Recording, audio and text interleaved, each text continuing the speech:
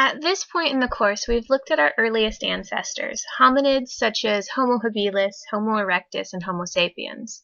We've also discussed the agricultural revolution and the positive and negative impacts that settling down and farming had on people's lives. Today, we're going to look at the cities and civilizations that first emerged as a result of people's ability to settle down and rely upon agriculture in order to leave behind hunter-gatherer nomadic lifestyles. The shift to farming brought job specialization and the growth of complex and diverse civilizations.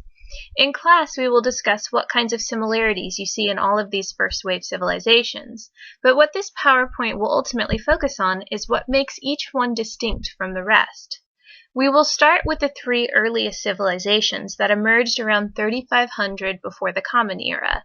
These include Mesopotamia, located in present-day Syria and Iraq, Egypt, located in northern Africa, and Norte, Chico, which is located in the Andean highlands along the coast of Peru in South America.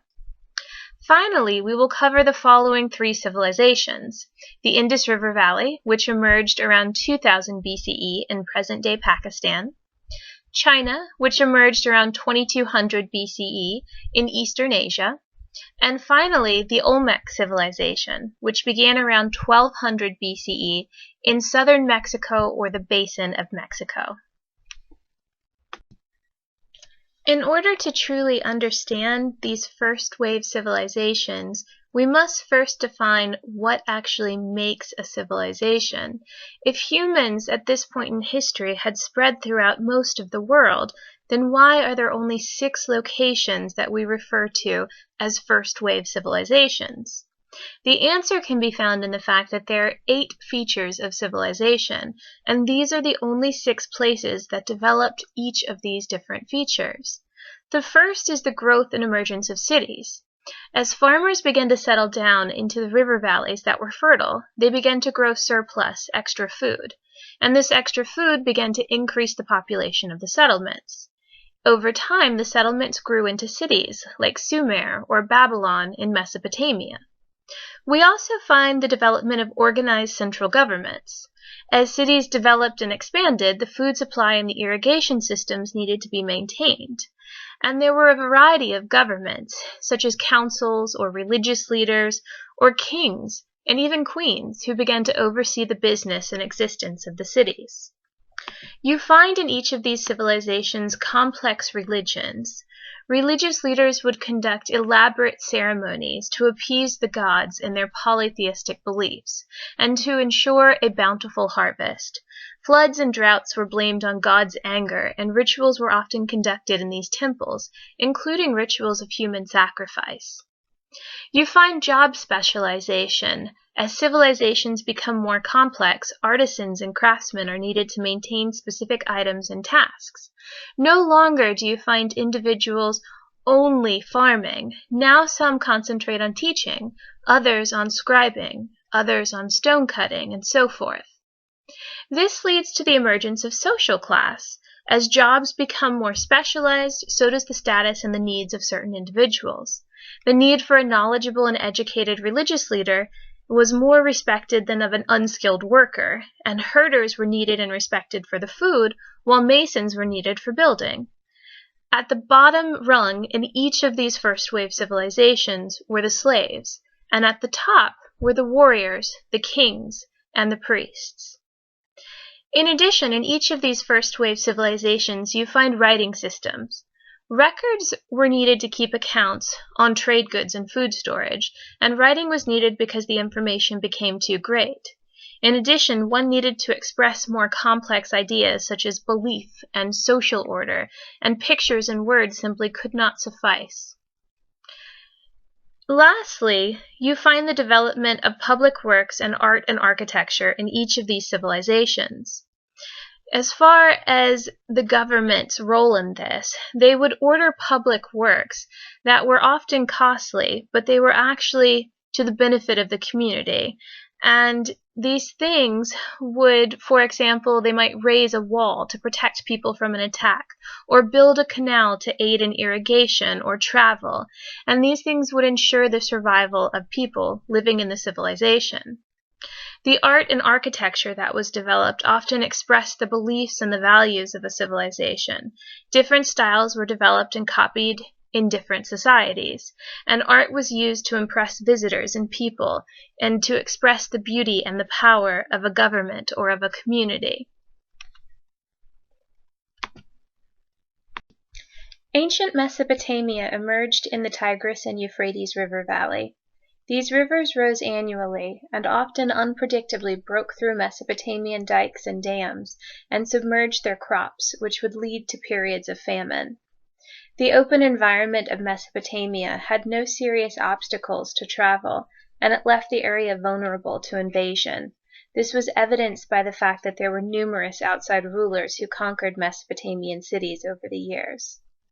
Mesopotamians also struggled with deforestation and soil erosion, which brought decreased crop yields and more famine. The salinization of soil compounded this issue due to long-term intensive irrigation. By 2000 BCE, there were reports that the earth had turned white as salt accumulated in the soil. As a result, wheat was replaced by barley, which was much more tolerant of these salty conditions. This ecological deterioration weakened Sumerian city-states, facilitated by conquest from foreigners, and shifted the center of Mesopotamian civilization permanently to the north. The harsh and unpredictable environment shaped Mesopotamians' outlook on life. They viewed humans as caught in an inherently disorderly world, subject to the whims of angry and capricious gods, and facing death without the hope of a life beyond the grave. The Epic of Gilgamesh, a famous piece of Mesopotamian literature, captures this philosophy, as the main character, Gilgamesh, searches for the secret of eternal life. The author of the epic poem writes, "The life that you are seeking you will never find. When the gods created man, they allotted to him death, but life they retained in their own keeping." Such a harsh worldview permeated much of Mesopotamian culture. It influenced their views on government, warfare, and even gender roles within society. Mesopotamians were polytheistic and believed in multiple gods. The meaning of life for an ancient Mesopotamian was to live in concert with the will of the gods. Humans were believed to be created as co-laborers with their gods in order to hold off the forces of chaos that threatened to envelop the world, and it was their job to keep the community running smoothly. The gods, in turn, took care of their human helpers in every aspect of their lives, from the most serious concerns of praying for continued health and prosperity to the simplest. The lives of Mesopotamians revolved around their gods, and so naturally, the homes of the gods on earth, the temples. Every city had at its center the temple of the patron god of that city. There were also smaller temples and shrines to other gods throughout the city. Priests were required to live in the temple and tend to the needs of the god who was believed to reside there. Mesopotamians also revered the souls of those who had gone on to the underworld. The Mesopotamian underworld was a dark and dreary land from which no one ever returned, but even so, a spirit who had not been honored properly in burial could still find ways to inflict misery on the living. As the dead were often buried under or near the home, each house had a small shrine to the dead inside. Here, daily sacrifices of food and drink were made to the spirits of the departed. If one had done one's duty to the gods and others in the community, but still suffered some unfortunate fate, a necromancer who spoke with the dead was consulted to see if perhaps one had offended the spirits of the dead in some way. Lastly, divination was an important aspect of Mesopotamian religion. Diviners would interpret messages found in the organs of sheep. This was viewed as a scientific method of interpreting and understanding the messages of the gods. Great rulers of the land had their own special diviners, while the less affluent relied on the care provided by the local diviner. When talking about Mesopotamian politics, there are two different systems to keep in mind. For the first 1,000 years, Mesopotamia was organized into a dozen or more separate and independent city-states. Each city-state was ruled by a king who claimed to represent the city's patron deity, and who controlled the affairs of the walled city and surrounding rural area. About 80% of the population of Sumer lived in one or another of these city-states, which made Mesopotamia the most highly urbanized society of ancient times. The reason for living in walled-off cities was due to constant warfare between city-states, causing people to need constant protection. With no overarching authority, rivalry over land and water often led to violent conflicts. Such conflicts, when paired with environmental devastation, left Mesopotamia open to outside forces. Around 2350 BCE, stronger people from northern Mesopotamia conquered Sumer's warring cities and brought to an end the Sumerian phase of civilization. First the Akkadians, then the Babylonians, and finally the Assyrians created larger territorial states and bureaucratic empires that encompassed almost all of Mesopotamia. They brought the first periods of political unity to this first civilization, but it was unity that was imposed from the outside. One of the most unique aspects of the Mesopotamian political system is Hammurabi's Code. The Code of Hammurabi is a well-preserved Babylonian legal code dating back to about 1772 BCE. It's one of the oldest deciphered writings of significant length in the world. The sixth Babylonian king, Hammurabi, enacted the code, and partial copies exist on a human-sized stone tablet and various clay tablets. The code consists of 282 laws, with scaled punishments depending on social status of slave versus free men. According to Hammurabi, it was a God-given code of rules of conduct. He utilized lex talionis, the law of retaliation, which you might know as an eye for an eye style of justice. Most importantly, this is the first example of a legal code in which a person was considered innocent until proven guilty. Much of this code was used as a root for our current legal system, and images of Hammurabi often adorn courthouses in the United States today. Ancient Mesopotamia had few natural resources, and thus they relied heavily on trade with Egypt and more distant neighbors to acquire resources to live by. They used the barter system, as they had no money to buy and sell, which was assisted by the development of their writing system. Writing's main purpose at this point in history was to keep track of debt and credit accounts for merchants. There was also a flourishing long-distance trade in luxury goods for the elite. Grains, oils, and textiles were taken from Babylon to foreign cities and exchanged for timber, wine, precious metals, and stones. Seaborne contact with the Indus River Valley began as early as 2300 BCE. Mesopotamians began building docks in the southern part of Mesopotamia so that ships could unload trade goods, and the arrival of trade caravans and ships became a cause for great celebration, as they allowed for the survival of this civilization. Perhaps the most recognizable aspect of Mesopotamian architecture is the ziggurat. Ziggurats were massive structures built in the ancient Mesopotamian valley, having the form of a terraced step pyramid of successively receding stories or levels. Notable ziggurats include the Great Ziggurat of Ur, near Iraq, and the Ziggurat of Akar Kuf, near Baghdad. Perhaps the most iconic feature of ancient Mesopotamian architecture is the ziggurat. Ziggurats were massive structures built like a terraced step pyramid of successively receding stories or levels. Each ziggurat was part of a temple complex which included other buildings. Sun-baked bricks made up the core of the ziggurat, with facings of fired bricks on the outside. The facings were often glazed in different colors and may have had astrological significance. Kings sometimes had their names engraved on these glazed bricks. The number of tiers ranged from 2 to 7.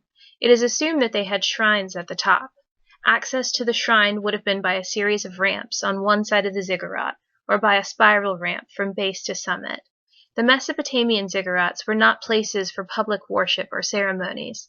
They were believed to be dwelling places for the gods, and each city had their own patron god. Only priests were permitted on the ziggurat or in the rooms at its base, and it was their responsibility to care for the gods and attend to their needs. Clearly, the priests were very powerful members of Sumerian society. The Hanging Gardens of Babylon, which were considered one of the 7 wonders of the ancient world, are shrouded in mystery. Nobody knows exactly where the location of these hanging gardens was, although many historians theorize it was in Babylon. According to one legend, King Nebuchadnezzar II built the hanging gardens for his Persian wife, Queen Amytis, because she missed the green hills and valleys of her homeland. He also built a grand palace that came to be known as the marvel of mankind.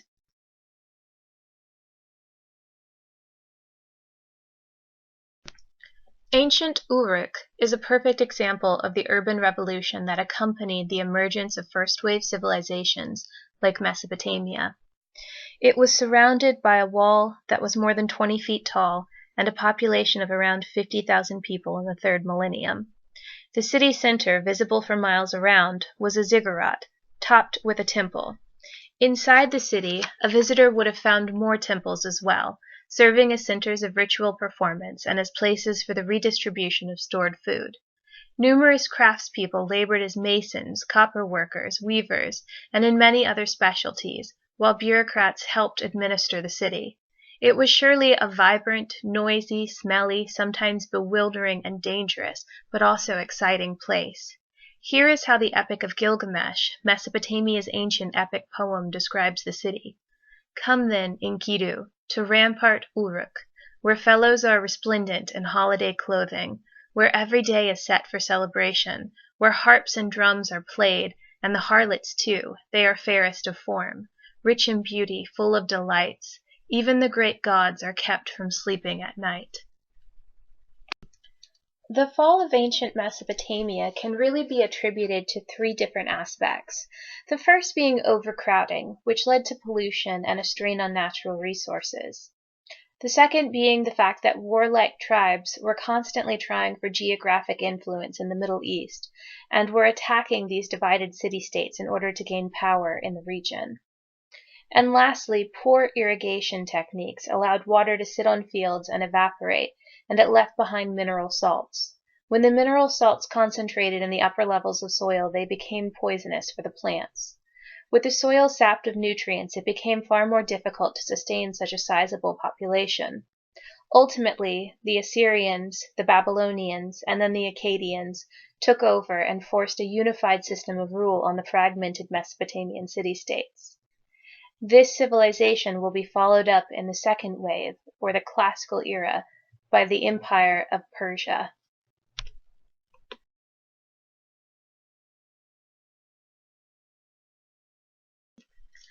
At the heart of Egyptian life was the Nile River, which rose predictably each year to bring the soil and water that nurtured a rich Egyptian agriculture. Egypt was far less vulnerable to invasion than Mesopotamia, as it was protected by deserts, mountains, seas, and cataracts. For long periods of history, Egypt enjoyed a free security from external attack that Mesopotamians lacked. They were able to create a far more sustainable agricultural system, which lasted for thousands of years and contributed to the continuity of the civilization. The Egyptians regulated the natural ebb and flow of the Nile River and avoided the problem of salty soils that the Mesopotamian irrigation canals created. This allowed Egyptians to grow wheat. On occasion, the patterns were interrupted when the Nile infrequently overflowed, with disastrous consequences for Egyptian society. An extended period of low floods between 2250 and 1950 BCE led to sharply reduced agricultural output, large-scale starvation, and the loss of livestock and social upheaval and political disruption. Nonetheless, Egypt's ability to work with its more favorable natural environment enabled a degree of stability and continuity that proved impossible in Mesopotamia. Culture in Egypt developed in a more stable, predictable, and beneficent environment than that of Mesopotamia. It produced a more cheerful and hopeful outlook on the world. The rebirth of the sun every day, and of the river every year, seemed to assure Egyptians that life would prevail over death. The amazing pyramids, constructed during Egypt's Old Kingdom, reflected the firm belief that at least the pharaohs and other high-ranking people could successfully make the journey to eternal life in the land of the West. Incantations for the dead describe an afterlife of abundance and tranquility that Gilgamesh would have envied. Over time, larger groups of people beyond the pharaoh and his entourage came to believe that they too could gain access to the afterlife if they followed proper procedures and lived a morally upright life. Thus, Egyptian civilization not only affirmed the possibility of eternal life, but also expanded access to it. The religion of ancient Egypt was polytheistic, with just a short period of monotheism. There were about 700 different gods and goddesses. Religion was very important to the ancient Egyptians, as it was strongly influenced by tradition, which caused them to resist change. Their main aim throughout history was to emulate the conditions which they believed had existed at the dawn of creation. Ancient Egyptians believed the pharaoh was both the king and also a god. The pharaoh was associated with Horus, who was the son of Ra, the sun god, and it was later believed that at death he became Osiris and helped Egyptians in the afterlife. Consequently, the pharaoh held a great deal of power, as did priests. When things went well, people believed the priest and the pharaoh were doing their jobs well, but when things weren't going well, people believed the pharaoh and the priest were to blame. Temples, which were considered dwelling places for the gods, were located everywhere, as each city had a temple built for the god of that city. The purpose of the temple was to be a cosmic center where men could communicate with the gods. As the priests became more powerful, tombs became part of those great temples, and the priest's duty was to care for the gods and attend to their needs. The afterlife of the ancient Egyptians was known as the Field of Reeds, and was a land very much like one's life on earth, save that there was no sickness, no disappointment, and no death. One lived eternally by the streams and beneath the trees which one had lived so well in one's life on earth. In the Egyptian Book of the Dead it is recorded that the soul would be led before the god Osiris, and asked to recite the 42 negative confessions, beginning with the prayer, "I have not learnt the things which are not," meaning that the soul strove in life to devote itself to matters of lasting importance, rather than the trivial matters of everyday life. The 42 negative declarations which followed the opening prayer were to assure Osiris of the soul's purity, and ended in fact with the statement, "I am pure," repeated a number of times. It was not the soul's claim to purity which would win over Osiris, however, but instead the weight of the soul's heart. The heart of the soul was handed over to Osiris, who placed it on a great golden scale balanced against the white feather of Ma'at, the feather of truth, of harmony, on the other side. If the soul's heart was lighter than the feather, then the soul was freely admitted into the bliss of the Field of Reeds. Should the heart prove heavier, however, it was thrown to the floor of the Hall of Truth, where it was devoured by Amut, a god with the face of a crocodile, front of a leopard, and back of a rhinoceros, and the individual soul then ceased to exist. There was no hell for the ancient Egyptians. Their fate worse than death was non-existence. Egyptian civilization began its history around 3100 BCE with the merger of several earlier states or chiefdoms into a unified territory that stretched some 1,000 miles along the Nile River. For 3,000 years, Egypt maintained that unity and independence, with only occasional interruptions. A combination of wind patterns that made it easy to sail south along the Nile and a current flowing north facilitated communication, exchange, unity, and stability within the Nile Valley. Here was a record of political longevity and continuity that the Mesopotamians and many other ancient people could not replicate. Cities in Egypt were less important than in Mesopotamia, although political capitals, market centers, and major burial sites gave Egypt an urban presence as well. Most people lived in agricultural villages along the river rather than in urban centers, perhaps because Egypt's greater security made it less necessary for people to gather in fortified towns. The focus of the Egyptian state resided in the pharaoh, believed to be a god in human form. He alone ensured the daily rising of the sun and the annual flooding of the Nile. All of the country's many officials served at his pleasure, and access to the afterlife lay in proximity to him and burial in or near his towering pyramids. The image of the pharaoh and his role as an enduring symbol of Egyptian civilization persisted over the course of 3 millennia, but the realities of Egyptian political life did not always match the ideal. By 2400 BCE, the power of the pharaoh had diminished, as local officials and nobles, who had been awarded their own land and were able to pass their positions on to their sons, assumed greater authority. When changes in the weather resulted in the Nile's repeated failure to flood properly around 2200 BCE, the authority of the pharaoh was severely discredited, and Egypt dissolved for several centuries into a series of local principalities. Even when centralized rule was restored around 2000 BCE, the pharaohs never regained their old power and prestige. Kings were now warned that they too would have to account for their actions at the day of judgment. Nobles no longer sought to be buried near the pharaoh's pyramid, but instead created their own more modest tombs in their own areas. Osiris, the god of the dead, became increasingly prominent, and all worthy men, not only those who had been close to the pharaoh in life, could aspire to immortality in his realm. Much like Hammurabi's code is one of the most remarkable aspects of Mesopotamian political culture, the Rosetta Stone is an equally valuable part of Egyptian political culture. The stone is a Ptolemaic age rock inscribed with a decree issued at Memphis in 196 BCE by King Ptolemy V.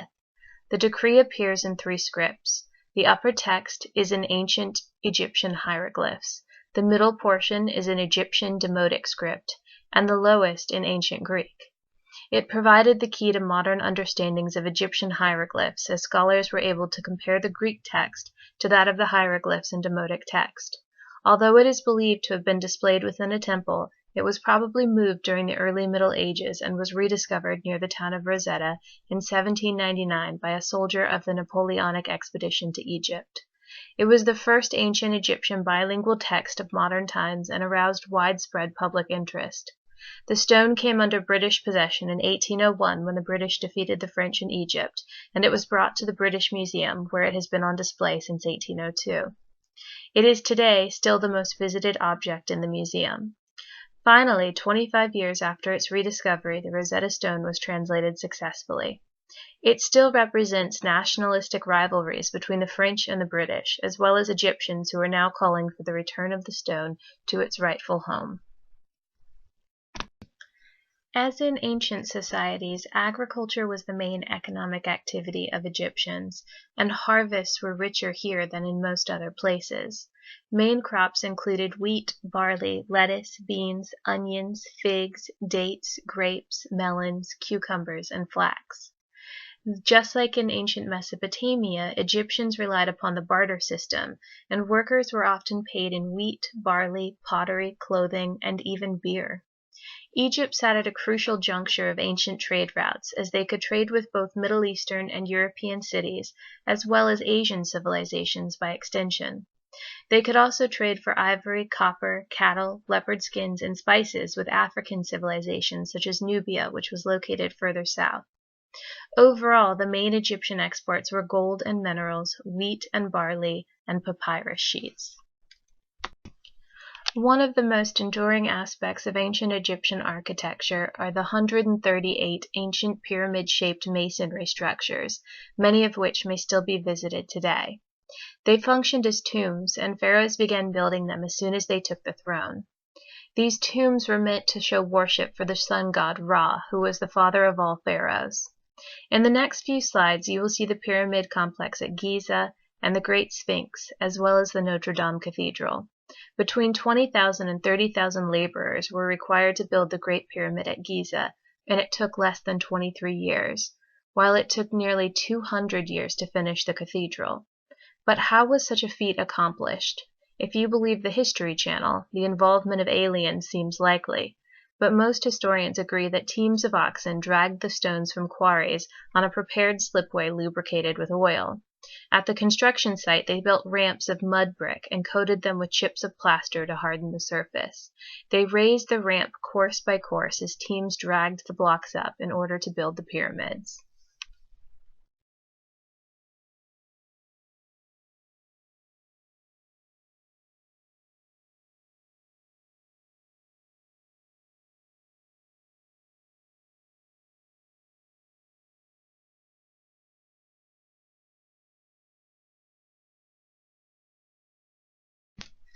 The Valley of the Kings is a valley in Egypt where for a period of nearly 500 years, from the 16th to the 11th century BCE, tombs were constructed for the pharaohs and powerful nobles of the new kingdom. The valley stands on the west bank of the Nile River opposite the city of Thebes. With the 2005 discovery of a new chamber and the 2008 discovery of 2 further tomb entrances, the valley is known to contain 63 tombs and chambers. It was the principal burial place of major royal figures of the Egyptian New Kingdom, together with those of a number of privileged nobles. The royal tombs are decorated with scenes from Egyptian mythology and give clues to the beliefs and funerary rituals of the period. Almost all of the tombs seem to have been opened and robbed in antiquity, but they still give an idea of the opulence and power of the pharaohs. This area has been a focus of archaeological and Egyptological exploration since the end of the 18th century, and its tombs and burials continue to stimulate research and interest. In modern times, the valley has become famous for the discovery of the tomb of Tutankhamun, or King Tut, as you may have heard of him, which you may also know due to the rumor of the curse of the pharaohs as portrayed in the Mummy film series, and it's one of the most famous archaeological sites in the world. In 1979, it became a World Heritage Site, and excavation and conservation continues in the valley, and a new tourist center has recently been opened here.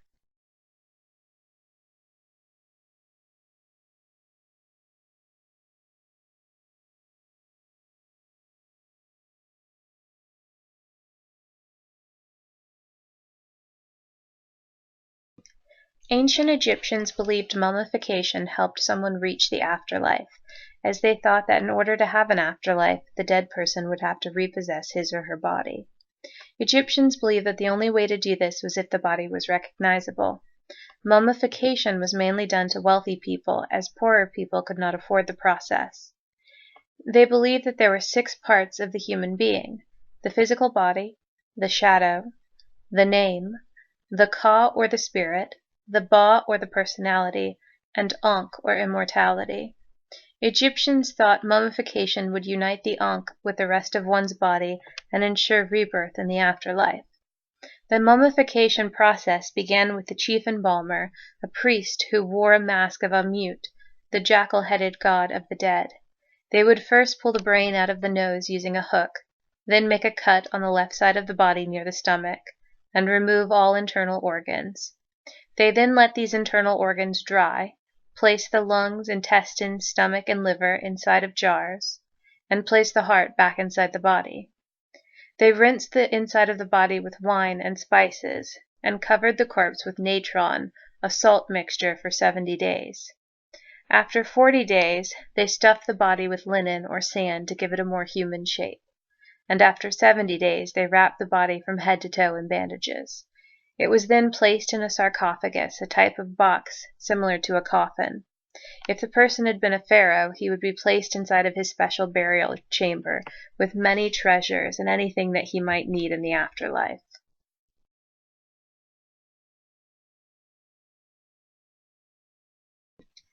In Egypt, the centuries following 1650 BCE saw the migration of foreigners from surrounding regions and conflict with neighboring people, shaking the sense of security that this Nile Valley civilization had long enjoyed.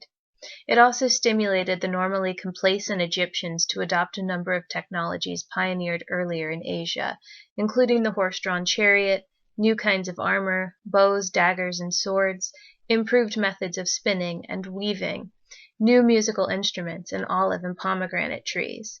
Absorbing these foreign innovations, Egyptians went on to create their own empire, both in Nubia and in the eastern Mediterranean regions of Syria and Palestine. By 1500, the previously self-contained Egypt became for several centuries an imperial state bridging Africa and Asia, ruling over substantial numbers of non-Egyptian people.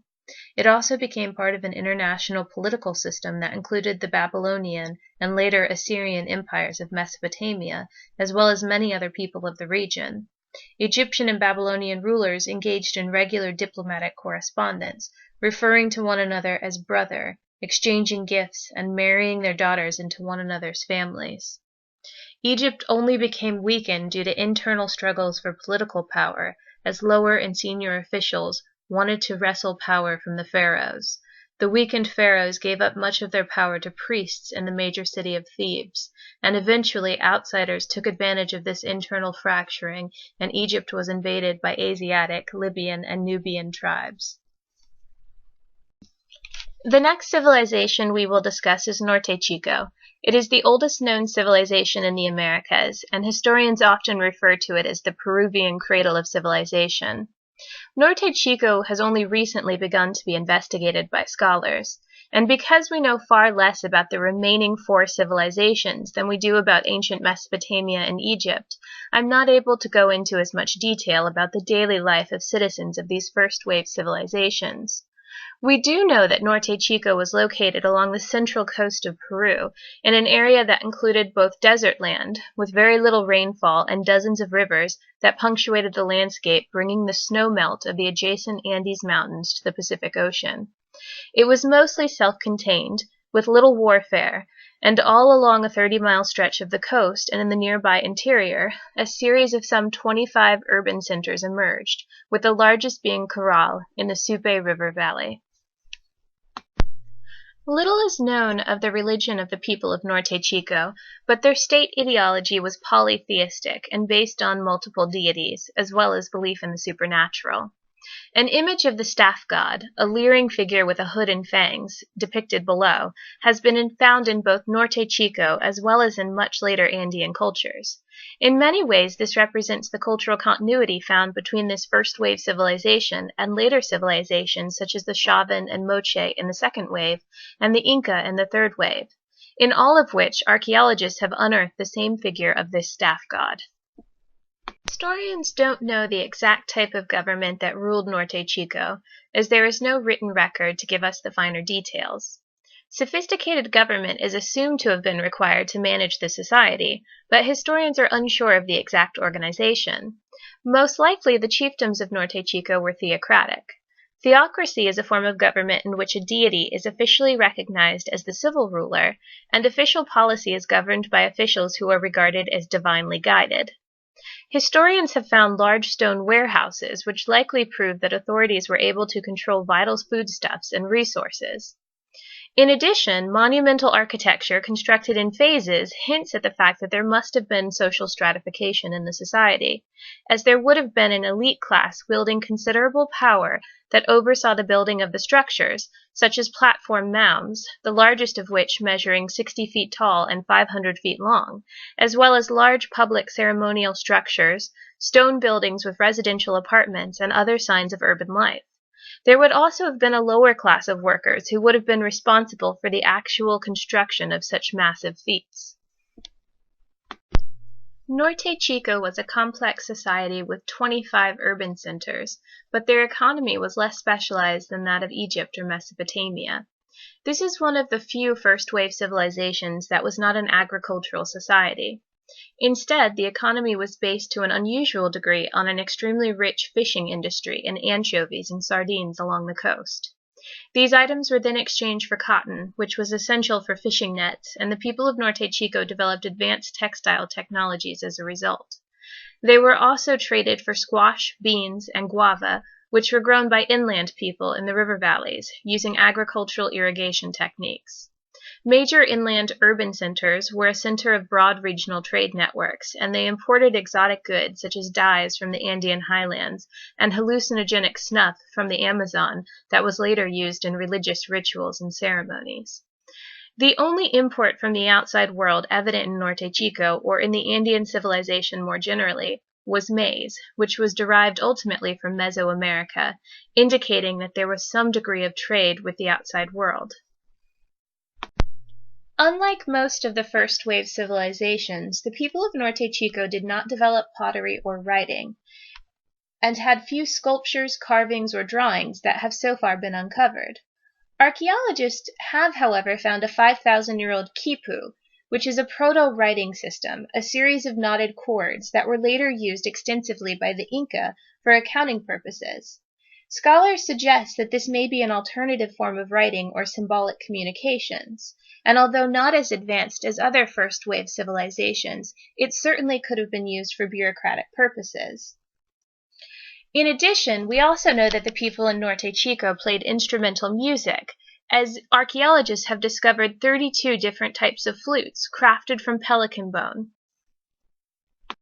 Perhaps the most impressive achievement of the civilization was its monumental architecture, including large earthwork platform mounds and sunken circular plazas.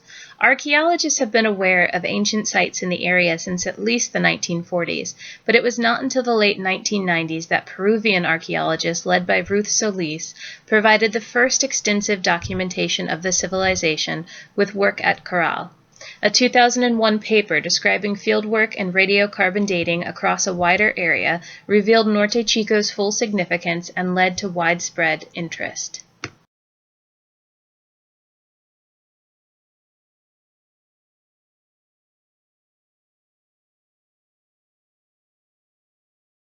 This brings us to the end of the first part of the lecture on first wave civilizations. The next installment will focus on the civilizations of the Indus River Valley, China, and the Olmec people. Please remember to fill out the corresponding civilization lecture guide prior to the date we will be discussing it in class. I will either collect it for a grade or issue a quiz based on the material.